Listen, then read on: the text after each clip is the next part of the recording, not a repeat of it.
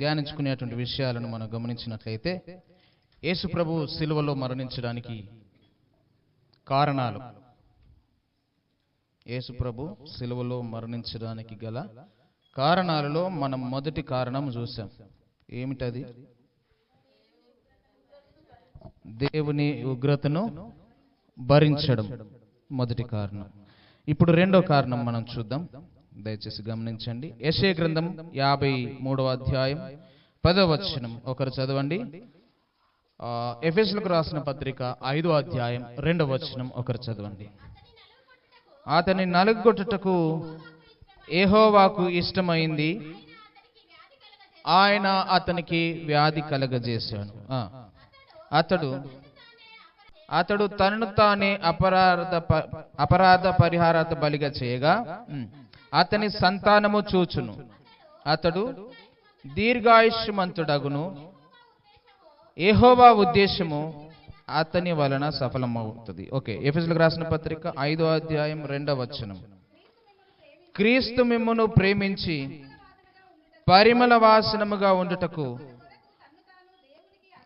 మన కొరకు తనను తాను దేవునికి అర్పణముగాను బలిగాను అప్పగించుకొనెను. చాలు చాలు, దేవునికి స్తోత్రం, హల్లెలూయా. యేసయ్య ఈ లోకానికి వచ్చినటువంటి మరొక ఉద్దేశం, యేసయ్య ఈ లోకంలో సిలువ పైన మరణించడానికి మరొక ఉద్దేశం మనము ఆలోచన చేస్తే, దేవుని యొక్క ఇష్టమును నెరవేర్చడానికి ఆయన ఈ లోకానికి వచ్చాడు. దేనికోసం వచ్చాడు చెప్పండి? దేవుని యొక్క ఇష్టము నెరవేర్చడానికి ఈ లోకంలోనికి పంపబడ్డాడు ఆయన. దేవుని యొక్క ఇష్టమేమిటి?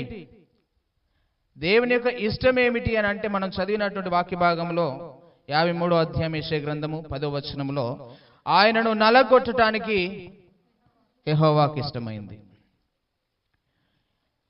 యేసు ప్రభును నలగొట్టడానికి దేవునికి ఇష్టమైంది. ఎందుకు నలగొట్టాలి? ఎందుకు నలగొట్టడం ఆయనకి ఇష్టమైంది అని అంటే, ఈ భూలోకంలో ప్రజలందరూ కూడా పాపములో మునిగిపోయారు, పాపములో ఉన్నారు. పాపములో వారు ముందుకెళ్తున్న సమయంలో ఈ భూలోక ప్రపంచమంతటిని కూడా దేవుడు చూశాడు.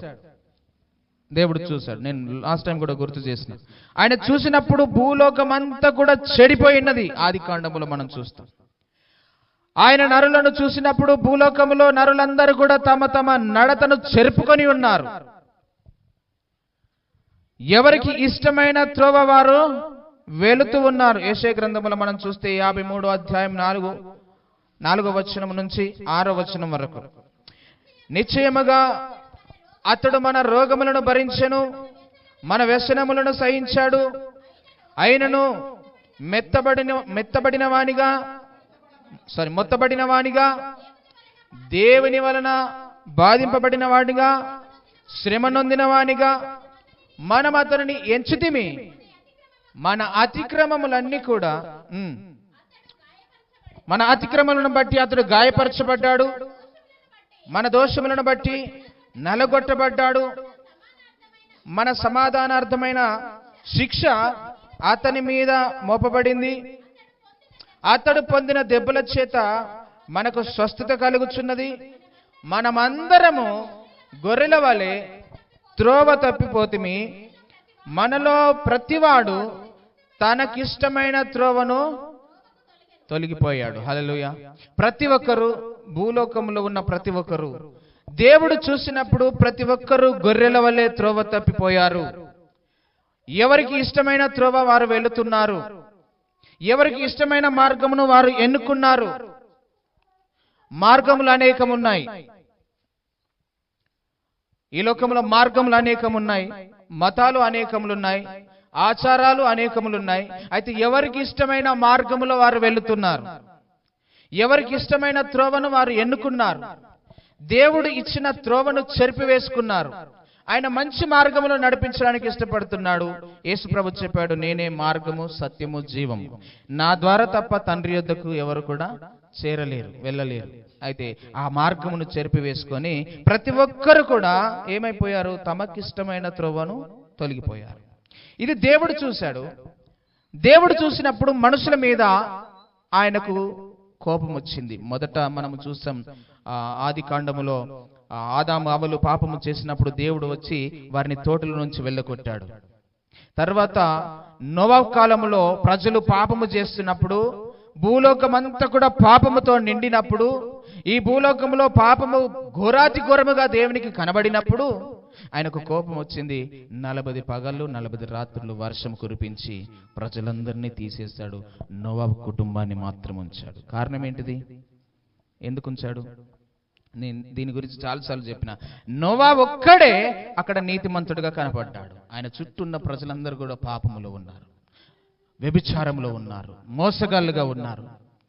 భయంకరమైన పాపము లోకములో ఒక్క వ్యక్తి కనబడ్డాడు దేవునికి, అతడు నీతిమంతుడిగా ఉన్నాడు. అతన్ని బట్టి ఇప్పుడు మనమందరం మళ్ళా ఉన్నాం.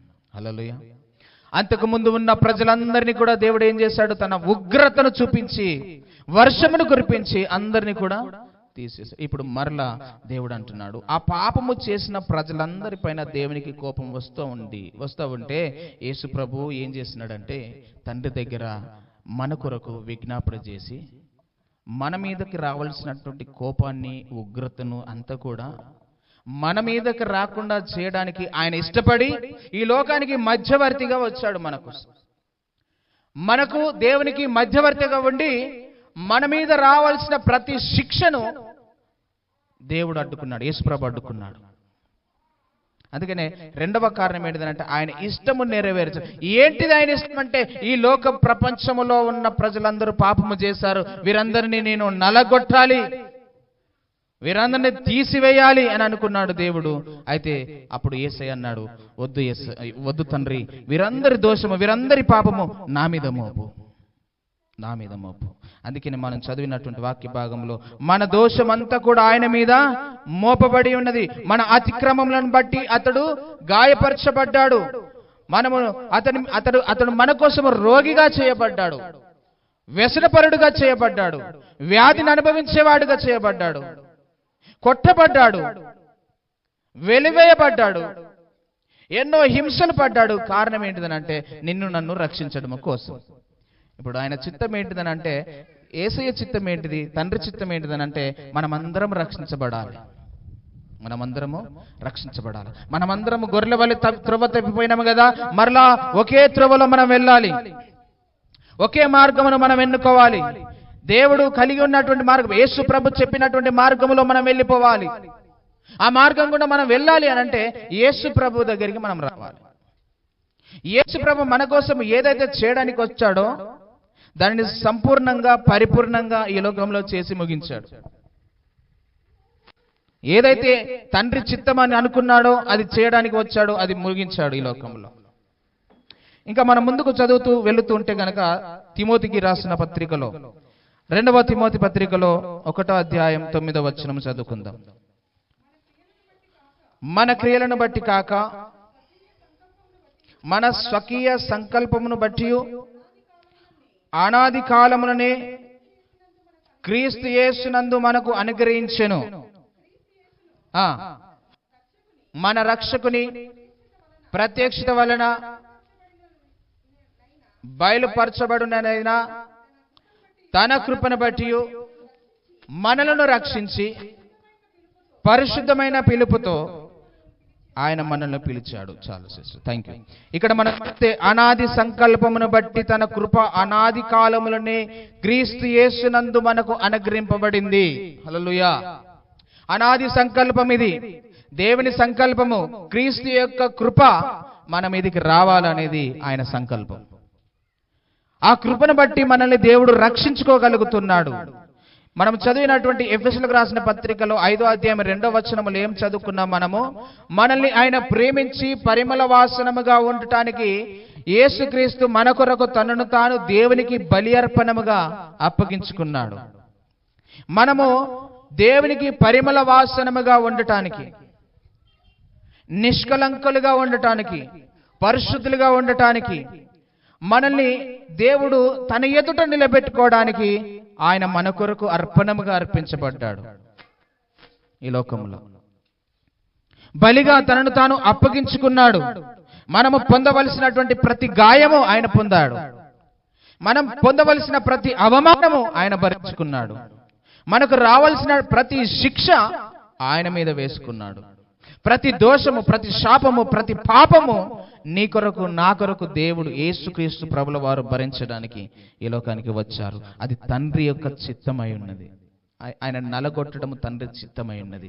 ఎవరి కోసము నల్లగొట్టాడు? మనందరి కోసం, మనందరి కోసం. ఆయన నల్లగొట్టబడితే తప్ప మనకు రక్షణ లేదు. ఆయన ఈ లోకంలో నలగొట్టబడకపోతే, ఈ లోకంలో తనను తాను బలిగా అప్పగించకపోతే మనకు రక్షణ లేదు. మనం రక్షించబడడానికి దేవుని యొక్క ఉద్దేశము, దేవుని యొక్క సంకల్పమై ఉన్నది కాబట్టి ఆయన చిత్తమును నెరవేర్చడానికి ఈ లోకానికి వచ్చాడు. మత్తయి సువార్త 6వ అధ్యాయం 10వ వచనములో పరలోక ప్రార్థనలో మాట చూస్తాం మనం.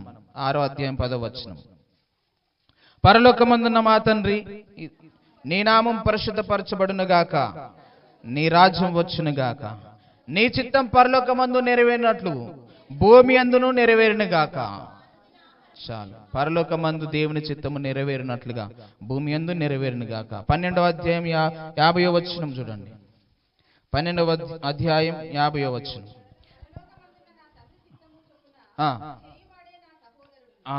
ఈ సందర్భం ఈ యేసు తల్లి సహోదరులు ఇక్కడ మనం గమనించినట్లయితే జనసమూహం ఇంకా మాట్లాడుచుండగా యేసు సహోదరులు వచ్చారు, తల్లి తండ్రి వచ్చారు. అప్పుడు యేసు ప్రభుకు వర్తమానము తెలియజేశారు. ఏమనంటే, బయట నీ సహోదరులు ఉన్నారు అని యేసు ప్రభుకు వర్తమానము అందించినప్పుడు ఆయన అన్నాడు ఒక మాట. ఏమన్నాడు?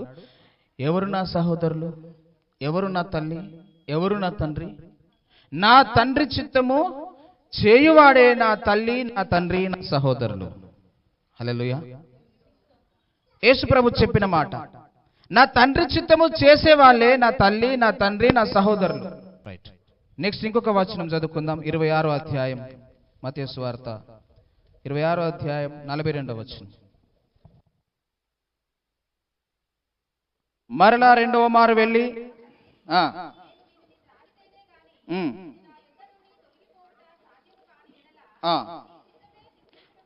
నీ చిత్తమే సిద్ధించునుగాక అని ప్రార్థించాడు. యేసు ప్రభు ప్రార్థనకు వెళ్ళాడు. యథావిధిగా తనకు వాడక చొప్పున ప్రార్థన చేయడానికి వెళ్ళాడు. వెళ్ళి ప్రార్థన చేస్తున్నాడు. వేదనతో ఉన్నాడు, బాధతో ఉన్నాడు, చాలా ఇబ్బందికరంగా ఉన్నాడు. ఎందుకనంటే ఆయనకు మరణము సంభవించబోతుంది అనేది ఆయనకు తెలుసు. ఆయనను సిలువ వేస్తారనే సంగతి ఆయనకు తెలుసు. ఆయనను చిత్రహింసలు చేస్తారనే సంగతి ఆయనకు తెలుసు. ఆయన ఒకడి చేత అప్పగింపబడతాడు అన్న సంగతి ఆయనకు తెలుసు. అతని ప్రజలే అతన్ని పట్టుకుంటారు అనే సంగతి ఆయనకు తెలుసు. అయితే ఈ వేదనను ఆయన మనసులో పెట్టుకొని ప్రార్థన చేస్తున్నాడు. తండ్రి, ఈ గిన్నె నా యొద్ద నుండి తొలగించు. నా చిత్తము కాదు, నీ చిత్తమే సిద్ధించును కాక. తండ్రి చిత్తము నెరవేర్చడానికి వచ్చాడు యేసయ్య ఈ లోకానికి. అది ఆయన ఇష్టం. వేదన, మరణ పాత్ర ఆయన ముందట ఉంచబడింది.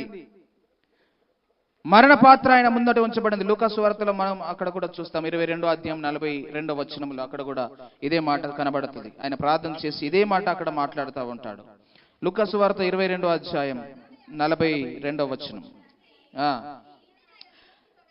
ఈ గిన్నె నా యొద్ద నుండి తొలగించుటకు నీ చిత్తమైతే తొలగించుము, అయినను నా ఇష్టము కాదు, నీ చిత్తమే సిద్ధించునుగాక అని ప్రార్థన చేశాడు. గెత్సెమనే తోటలో ప్రార్థన చేస్తున్నాడు యేసయ్య. వేదనతో, బాధతో ఉన్నాడు. ఆయన చెమట రక్తముగా మారిపోతుంది. అంత భయంకరమైన పరిస్థితిలో ప్రార్థన చేస్తున్నాడు. అయ్యా, ఈ గిన్నె నా యొద్ద నుండి తొలగించు, నీ చిత్తమైతే, నీ చిత్తమైతే, నీ చిత్తమే సిద్ధించునుగాక. మనకి ఏదైనా కష్టం వచ్చినప్పుడు, బాధ కలిగినప్పుడు మనం ప్రార్థన చేస్తూ ఉంటాం గట్టి గట్టిగా. ఏమని ప్రార్థన చేస్తామని అంటే, యేసయ్యా ఇది తీసేయి నా దగ్గర నుంచి, ఈ రోగం పోవునుగాక, ఈ బలహీనత పోవునుగాక, ఈ సమస్య పోవునుగాక, ఈ ఇబ్బంది తొలగిపోవునుగాక ప్రార్థన చేస్తూ ఉంటాం. ఈ ప్రార్థన కరెక్టేనా? ఏ ప్రార్థన చేయాలి? నీ చిత్తమైతే తీసి, నీ చిత్తమైతే తీసి. ఎందుకు ఆయన ఆ పాత్ర పెట్టాడు? ఆయన నలగొట్టడానికి ఆయనకి ఇష్టమైంది. దేవుడు నీకు నాకు కొన్ని శ్రమలు పెడతాడు. ఎందుకు పెడతాడు? మనల్ని సెట్ చేయడానికి పెడతాడు కొన్ని శ్రమలు. దాని ద్వారా మనము ఒక పాఠం నేర్చుకోవడానికి దేవుడు పెడతాడు. యేసు ప్రభు శ్రమలు పొంది శ్రమల ద్వారా విధేయత నేర్చుకున్నాడు. మనకు విధేయత రాకపోతే విధేయత కొరకు కూడా కొన్ని శ్రమలు ఇస్తాడు దేవుడు. మనలో ఉన్న ఏదైనా అహంకారము, గర్వము లాంటి మనస్తత్వం ఏదైనా ఉంటే అది పోవడానికి కూడా కొన్నిసార్లు అలాంటి శ్రమలు పెడతాడు దేవుడు. మనము దీన స్థితిలోనికి వెళ్ళేటట్టుగా దేవుడు చేస్తాడు. కొన్ని సందర్భాలలో మనకి ఏదో దేవుడు నేర్పించడానికి శ్రమ ఇస్తూ ఉంటాడు. మనకందరికీ తెలుసు, అపోస్తలుడైన పౌలుకి ఒక ముళ్ళు ఉన్నది. ఏం ప్రార్థన చేసిండు? చూడండి, 2 కొరింథీయులకు రాసిన పత్రిక 12వ అధ్యాయం, 2 కొరింథీ 12:7 చదవండి. నాకు కలిగిన ప్రత్యక్షతలు బహు విశేషముగా ఉన్నందున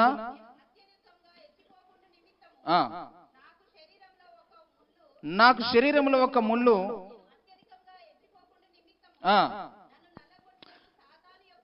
సాతాను యొక్క దూతగా ఉంచబడింది. నా యొద్ద నుండి తొలగిపోవాలని ముమ్మారు ప్రార్థన చేశాను. అందుకు నా కృప నీకు చాలుడు అని ప్రభు అన్నాడు. అయితే దేవుడు ఎందుకు ముళ్ళు పెట్టాడు పౌలుకి? ప్రత్యక్షతలు ఉన్నాయి పౌలుకి, మంచి వరాలున్నాయి పౌలుకి. ఆయన భాషలు మాట్లాడే వరం ఉంది, ఆయనకి ప్రవచించే వరం ఉంది, స్వస్థపరిచే వరం ఉంది. అన్ని కృపావరాలు కలిగినటువంటి ఆ పౌలు అంటున్నాడు, నాకు ఇవన్నీ ఉన్నందున నేను హెచ్చిపోకుండా ఉండు నిమిత్తము దేవుడు నాకు ఈ ముళ్ళు పెట్టాడు. సాతాను దూతగా నాకు ఉంచబడింది. అయితే దీని విషయం నేను ప్రార్థన చేసినా పోవాలని, కానీ దేవుడు అంటున్నాడు నా కృప నీకు. అది ఎందుకు పెట్టాడట? హెచ్చిపోకుండా ఉండు నిమిత్తము. నాకంటే గొప్ప సేవకులు లేరు, నాకంటే ప్రవచించే మంచి సేవకులు లేరు, ప్రవక్త లేడు, నాకంటే స్వస్థపరిచేటువంటి అధికారం ఇంకెవరికి లేదు. నేను మాట్లాడితే స్వస్థత, నా ఖర్చుపు తలిగితే స్వస్థత, నా వస్త్రాలు తలిగితే స్వస్థత, నా నీడ పడితే స్వస్థత, ఇవన్నీ నాకున్నాయి. నేను భాషలు మాట్లాడతా, టంగ్స్ మాట్లాడతా, అన్నీ నాకున్నాయి. దేవదూతల భాషలతో నేను మాట్లాడగలుగుతా. దానికి నేను మరలా సమాధానం కూడా చెప్పగలుగుతా, దాన్ని వివరించగలుగుతా. అన్ని కృపావరాలు నాకు ఉన్నప్పటికీ కూడా నేను హెచ్చిపోకుండా నిమిత్తము నాకు ముళ్ళున్నది. ఈరోజు ఏదో ఒక కృపావరము కొంతమందికి దేవుడు ఇస్తే దాన్ని పట్టుకొని ఇంకా గొప్పలలాగా ఫీల్ అయిపోతా ఉంటారు. అసలు మనుషులను ఇట్లా తాకను కూడా తాకరు కొంతమంది. అయితే దేవుడు పౌలు గారు అంటున్నాడు, హెచ్చిపోకుండా నిమిత్తము నాకు ఉంచబడింది. నాకు కొన్ని శ్రమలు వచ్చినప్పుడు, కొన్ని ఇబ్బందులు, కొన్ని సమస్యలు మనకు వచ్చినప్పుడు ప్రార్థన చేసుకోవాలి. ఏమని? దీని ద్వారా ఏం నేర్పిస్తున్నావు ప్రభువా? ఏం నేర్చుకోవాలి నేను? ఇంకేం నేర్పిస్తావు? ఏం నేర్పించడానికి ఇష్టపడుతున్నావు ప్రభువా అని చెప్పి ప్రార్థన చేయాలి. అందుకనే యేసు ప్రభు ప్రార్థన చేస్తూ ఏమన్నాడంటే, అయ్యా నా చిత్తము కాదు నీ చిత్తమే సిద్ధించునుగాక. యేసు ప్రభుకు అధికారం ఉందా లేదా తీసివేసుకోవడానికి? ఆయనకు సర్వాధికారం ఇవ్వబడి ఉంది, ఉందా లేదా? యేసు ప్రభుకు సర్వాధికారం ఇచ్చాడు దేవుడు. యేసు ప్రభు దాన్ని తీసేయగలిగేటువంటి శక్తి యేసు ప్రభుకు ఉన్నది. కానీ యేసు ప్రభు తీసేసుకోలేదు. కారణం ఏంటిదనంటే ఆయన చిత్తానికి లోబడ్డాడు. హల్లెలూయా. ఆయన చిత్తానికి లోబడ్డాడు. మనమైతే ఏం చేస్తాము? ఆయనదేంది? మనకు లేదా అధికారం? మనకు చేయడానికి అధికారం లేదా? మనం చేసుకోవచ్చు, మనమే చేసేసుకుంటాం. అధికారం ఉన్నప్పటికీ కూడా యజమానికి లోబడ్డాడు, తండ్రికి లోబడ్డాడు, తండ్రి చిత్తాన్ని నెరవేర్చడానికి ఇష్టపడ్డాడు.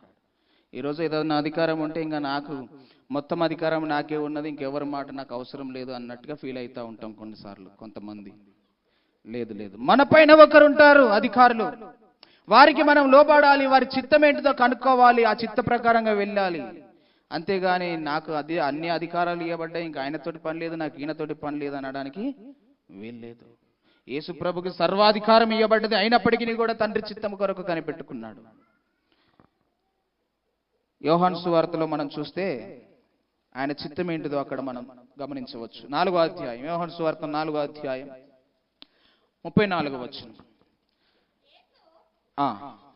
యేసు వారిని చూసి, అనగా శిష్యులను చూసి, నన్ను పంపిన వాని చిత్తము నెరవేర్చుటయు ఆయన పని తుదముట్టించుటయు నాకు ఆహారమై ఉన్నది. ఏమిటి ఆయన పని, ఏమిటి ఆయన చిత్తము అని అంటే నశించిపోయే ఆత్మను రక్షించడం.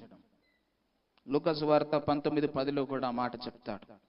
మనుష్య కుమారుడు ఎందుకు వచ్చాడు అని అక్కడ చెప్తా ఉంటాడు.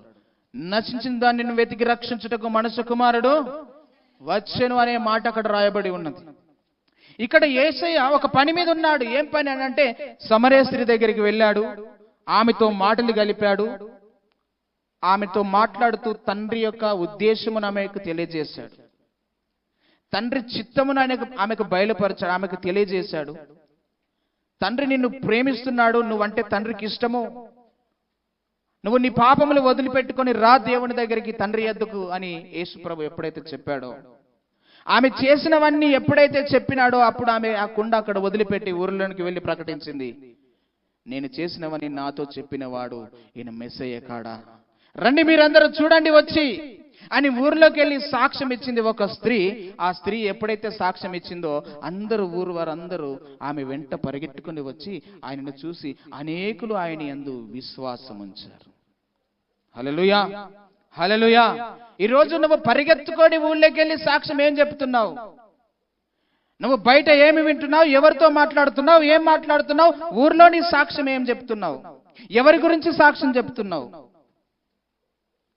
నువ్వు ఇచ్చిన సాక్ష్యంను బట్టి ఎవరిని విశ్వసించాలి, ఎవరిని నమ్మాలి? ఆ స్త్రీ తన పాపపు జీవితమును వదిలిపెట్టి ఊర్లోనికి వెళ్ళి ప్రకటించింది, ఇదిగో నేను చేసినవని నాతో చెప్పిన వాడు ఉన్నాడు, ఆయన మెస్సయ్య. మనం ఎవరి కోసమైతే చూస్తున్నామో, ఎవరి కోసమైతే ఎదురు చూస్తున్నామో, ఎవరినైతే ఆరాధన చేస్తున్నామో ఆయనే నాతో మాట్లాడినాడు, ఆయన పేరు మెస్సయ్య. నాతో మాట్లాడినాడు, నన్ను మార్చినాడు, మీరందరూ రండి చూడండి, ఆయన మాటలు వినండి అన్నప్పుడు అందరూ పరిగెత్తుకొని వచ్చారు, మాట్లాడినారు, అందరూ రక్షణ పొందారు. శిష్యులు అన్నారు, అయ్యా నీకు ఆకలి అవుతుంది కదా, నేను భోజనం తేవడానికి ఊర్లోకి వెళ్తామని శిష్యులు వెళ్ళారు.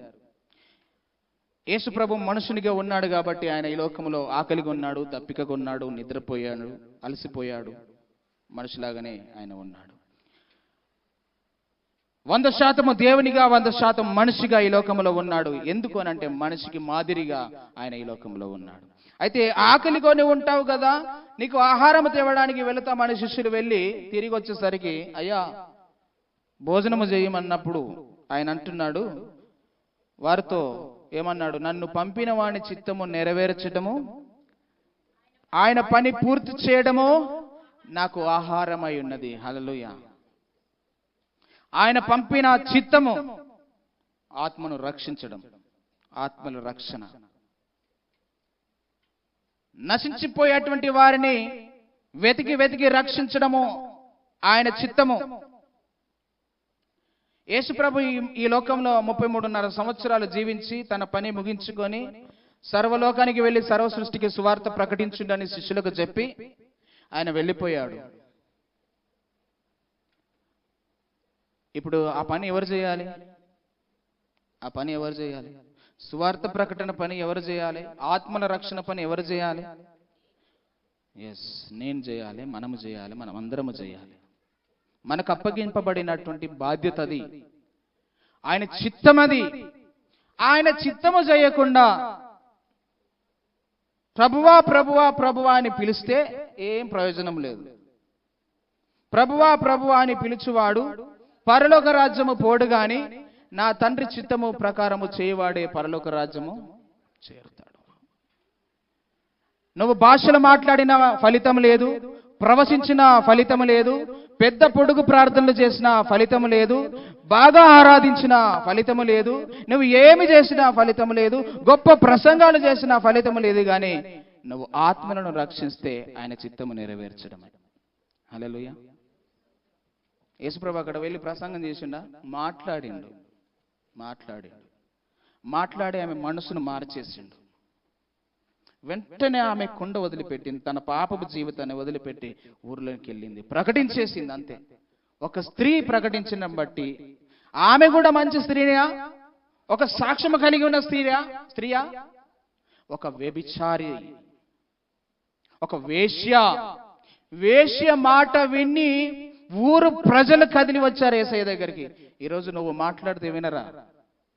నువ్వు చెప్తే వినరా? మనం చెప్తే వినరా ప్రజలు? ఆమె కంటే మంచులం కాదా? ఆమె వేశ్య అని పిలువబడుతుంది. ఆమె కంటే మంచులం మనం, అవునా కదా? మరి మన మాట వినరా ప్రజలు? ఖచ్చితంగా వింటారు. అంటే దేవుడి మేలులు నువ్వు పొందుకొని దేవుని దగ్గర నువ్వు ఆ మేలులు నువ్వు రుచి చూసి నువ్వు ఎప్పుడైతే ప్రకటిస్తావో నీ మాట నమ్ముతారు ప్రజలు, నీ వెంట వస్తారు ప్రజలు. అయితే మనం మాట్లాడితే నమ్మడం లేదు, మన వెంట ప్రజలు రావడం లేదు. కారణం ఏంటిదనంటే మనం వినుట మట్టుకే వింటున్నాము కానీ దానిని గ్రహించడం లేదు. అందుకే రుచి చూసి తెలుసుకోమన్నాడు. రుచి చూడడం లేదు, మనము తెలుసుకోవడం లేదు. ఆ రుచి కనుక నీకు అర్థమైతే, ఆ రుచి నీకు టేస్ట్ అనిపిస్తే నీ నాలుక దేవుని మాటలు మాట్లాడడానికి ఇష్టపడుతుంది, ఇంకొకరికి స్వార్థ చెప్పడానికి ఇష్టపడుతుంది.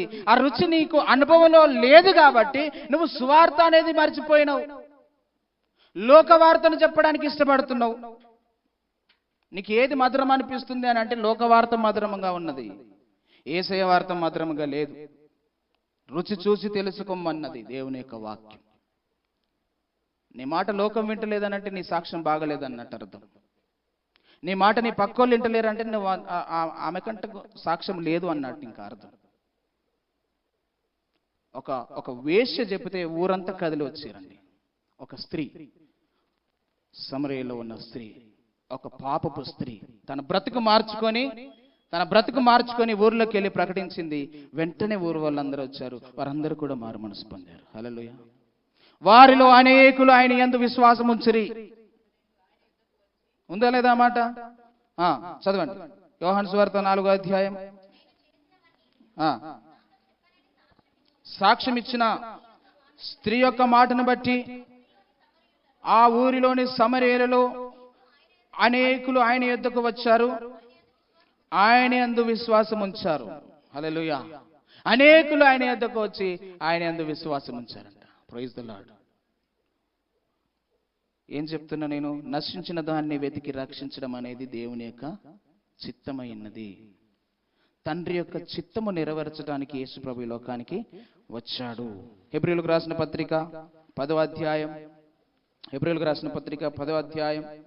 7వ వచనం అలాగే 9వ వచనం.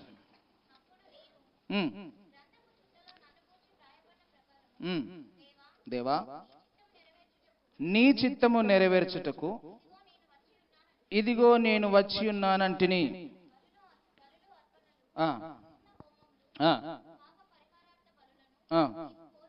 నీవు కోరలేదనియు అవి నీకు ఇష్టమైనవి కావనియు పైన చెప్పిన తర్వాత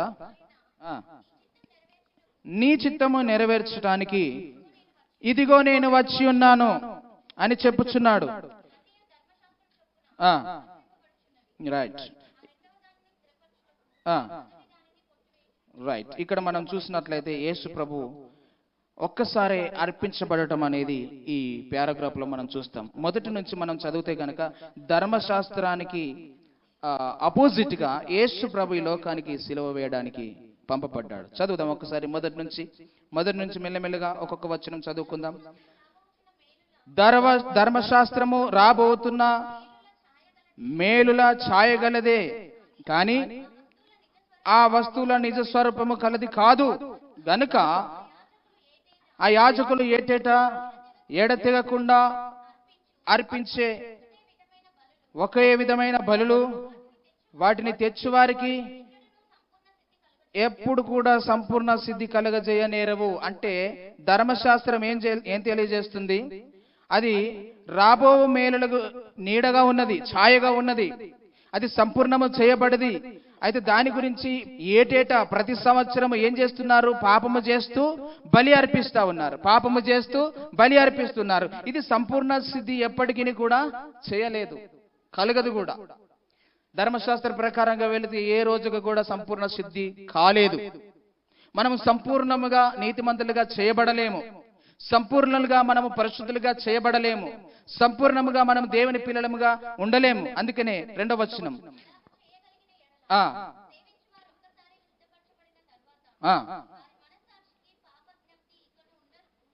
ఉండదు కనుక వాటిని అర్పించడం మానదురు కదా. 3వ వచనం బలులు అర్పించడం చేత ప్రతి సంవత్సరము పాపములు జ్ఞాపకం వస్తున్నాయి. ఎందుకంటే ఎడ్ల యొక్కయు మేకల యొక్కయు రక్తము పాపములను తీసివేయడము అసాధ్యము. కాబట్టి ఆయన ఈ లోకములో ప్రవేశించాడు. ఇలాగూ చెప్పుచున్నాడు, బలియు అర్పణయు నువ్వు కోరలేదు కానీ నాకొక శరీరమును అమర్చావు. పూర్ణ హోమములు పాప పరిహారార్థ బలులు నీకు ఇష్టమైనవి కావు. దేవా, నీ చిత్తము నెరవేర్చడానికి ఇదిగో నేను వచ్చి ఉన్నాను. రైట్. ఇక్కడ ఎడ్ల యొక్కయు మేకల యొక్కయు రక్తము పాపములను తీసివేయటము అసాధ్యము. ప్రతి ఏటా బలులు అర్పిస్తున్నారు పాపము చేసి. కోళ్లను, మేకలను, గొర్రెలను, పశువులను వధిస్తూ ఉన్నారు. అయితే ప్రతి సంవత్సరము పాపములు జ్ఞాపకం వస్తున్నాయి. చేసిన పాపములు జ్ఞాపకం చేసుకుంటూ ప్రతిసారి బలులు అర్పిస్తున్నారు. అది మానడం లేదు. దాని ద్వారా ఎవరు కూడా సంపూర్ణంగా శుద్ధులు కాలేరు, నీతిమంతులుగా కాలేరు. కాబట్టి తండ్రి ఏం చేస్తున్నాడు అని అంటే యేసుక్రీస్తు ప్రభువుకి శరీరమును అమర్చి ఈ లోకానికి పంపించాడు. అదే మనం యోహాను సువార్తలో ఆ మాట మనం చదువుతాం. 1:14 యోహాను సువార్త. ఆ వాక్యము శరీరధారి అయి కృపా సత్య సంపూర్ణుడిగా మన మధ్య నివసించెను. హల్లెలూయా. ఆ వాక్యము దేవుని యొద్ద వాక్యము, దేవుడయున్న వాక్యము, ఆ వాక్యము కృపా సత్య సంపూర్ణుడిగా శరీరము దాల్చుకొని శరీరముతోటి ఈ లోకానికి వచ్చాడు, మన మధ్యలో నివసించాడు, మన కోసం బలిగా అర్పించబడడానికి వచ్చాడు. ఒక్కసారే బలి అర్పణ చేయబడడానికి ఆయన ఈ లోకానికి వచ్చాడు అనే విషయాన్ని మనం చూస్తున్నాం. అందుకని గ్రంథపు చుట్టలో రాయబడిన ప్రకారముగా దేవా, నీ చిత్తము నెరవేర్చడానికి నేను వచ్చి ఉన్నాను. తండ్రి చిత్తము నెరవేర్చడానికి యేసు ప్రభు ఈ లోకానికి వచ్చి ఉన్నాడు అనేది మనం చూస్తూ ఉంటున్నాం. పాపి యొక్క స్థానములో యేసుక్రీస్తు ప్రభుల వారు ఉన్నారు. పాపి యొక్క స్థానములో ఆయన ఉన్నాడు. 10వ వచనం చదవండి. యేసుక్రీస్తు శరీరము ఒక్కసారి అర్పించబడము ద్వారా ఆ చిత్తాన్ని బట్టి మనము పరిశుద్ధపరచబడి ఉన్నాము. హల్లెలూయా. ఒక్కసారి బలి అర్పణ చేయబడ్డది మన కోసము. యేసయ్య ఈ లోకానికి వచ్చి ప్రతి సంవత్సరం ఇంకా బలులు అర్పించడము అవసరం లేదు. ప్రతి సంవత్సరము వెళ్ళి పాపాలు జ్ఞాపకం చేసుకొని ఆ బలిలో అర్పించడము అవసరం లేదు. అందుకనే యేసయ్య అన్నాడు, ఎడ్ల యొక్కయు మేకల యొక్కయు కోడల యొక్క రక్తము ద్వారా పాపానికి ప్రాయశ్చిత్తము కలగదు. పాపములు పోగొట్టుకోలేము. పరిశుద్ధమైన రక్తము చిందించబడాలి. అది దేవుని యొక్క రక్తమై ఉండాలి. అది దేవుని యొక్క గొర్రెపిల్ల రక్తమై ఉండాలి. ఆయన ఈ లోకానికి గొర్రెపిల్లగా వచ్చాడు, ఒక్కసారిగా అర్పించబడ్డాడు.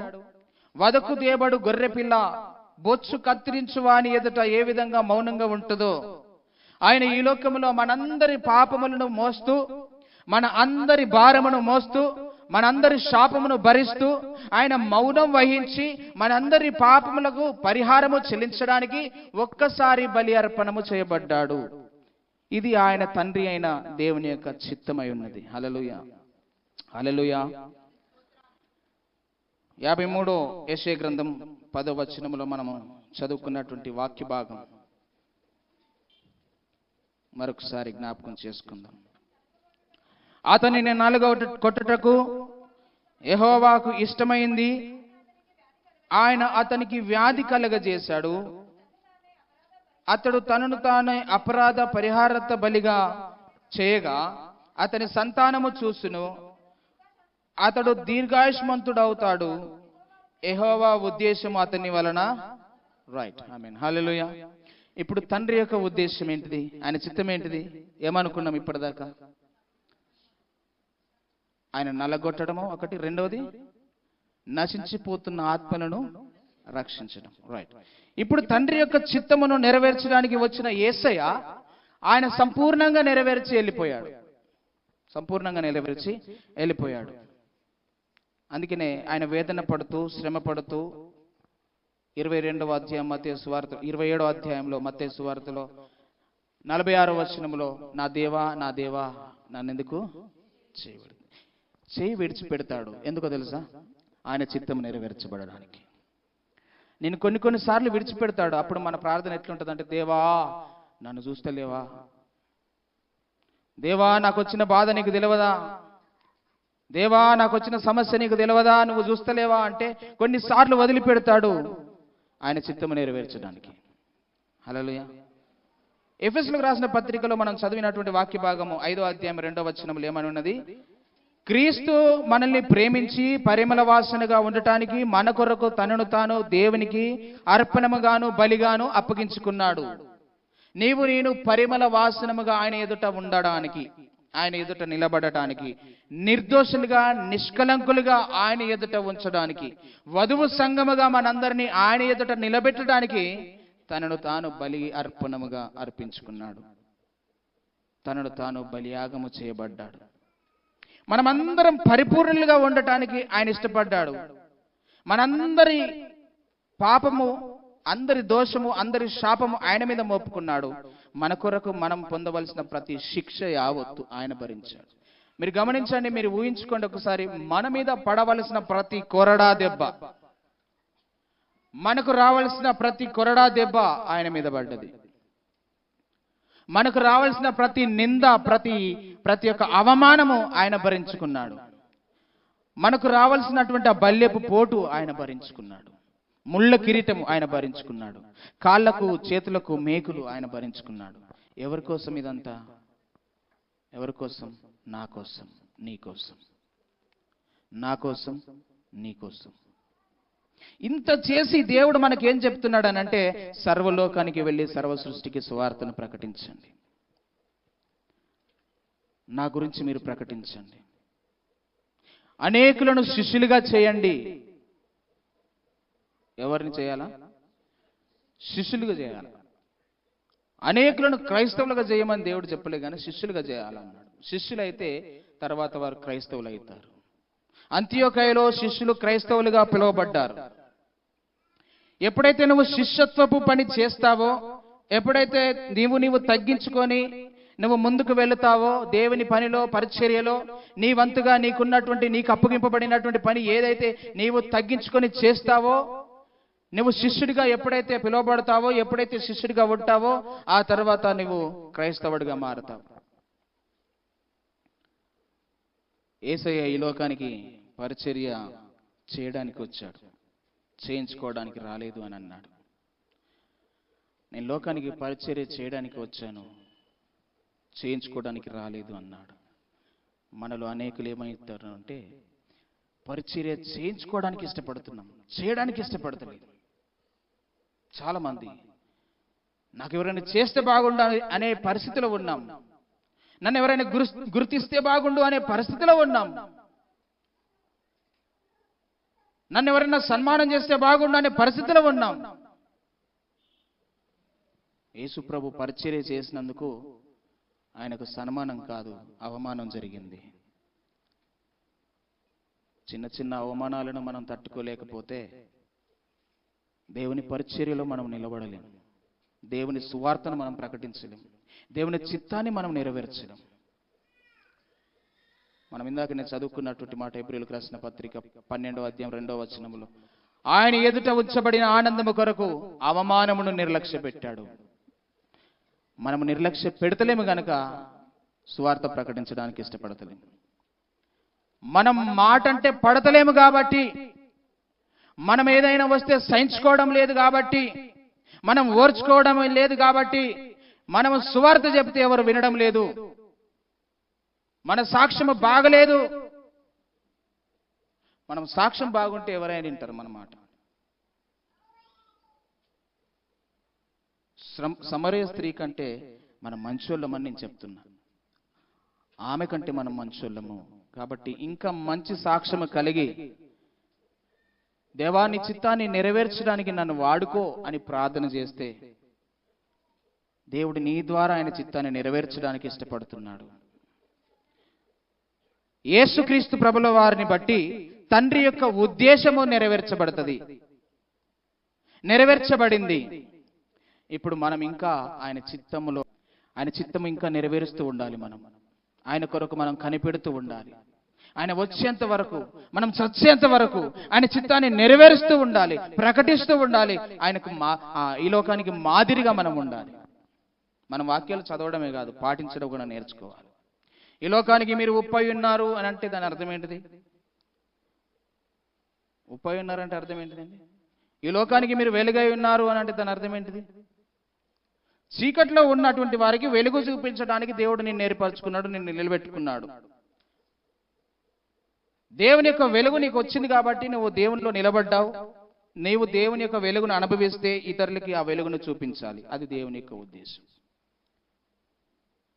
ఉప్పై ఉన్నారు అని అంటే దాని అర్థమైంది, రుచికరముగా ఉండాలి. మనం ఈ లోకానికి రుచికరముగా ఉండాలి. మనం మాట్లాడే మాట, చేస్తున్న పని, చూస్తున్న చూపు, ప్రవర్తిస్తున్న ప్రవర్తన అంతా కూడా ఈ లోకానికి రుచికరముగా అనిపించాలి.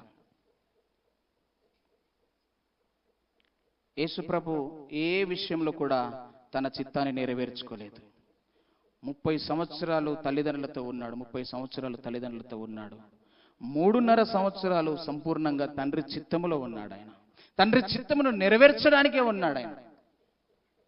ఆయన 12 ఏళ్ల వయసు అప్పుడు తప్పిపోయినప్పుడు తల్లిదండ్రులు వెతకడానికి వచ్చారు. అప్పుడు ఆ సమయంలో ఆయన అక్కడ కూర్చొని అనేకులకు, అధికారులకు, పెద్ద పెద్ద వాళ్ళతో కూర్చొని మాట్లాడుతూ వారికి దేవుని రాజ్య సువార్తను ప్రకటిస్తున్నప్పుడు, జ్ఞానులతో మాట్లాడుతున్నప్పుడు తల్లిదండ్రులు వచ్చి, బాబు నీకోసం మేము వెతుకుతూ వస్తున్నాము, ఎక్కడ పోయినావు, ఏమైంది అని అంటే, అప్పుడు అంటాడు ఆయన, నేను నా తండ్రి పనుల మీద ఉన్నాను.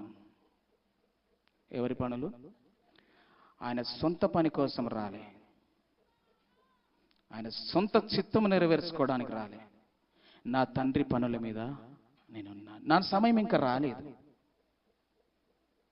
ఆయన చిత్తము నెరవేర్చడానికి నేను వచ్చాను.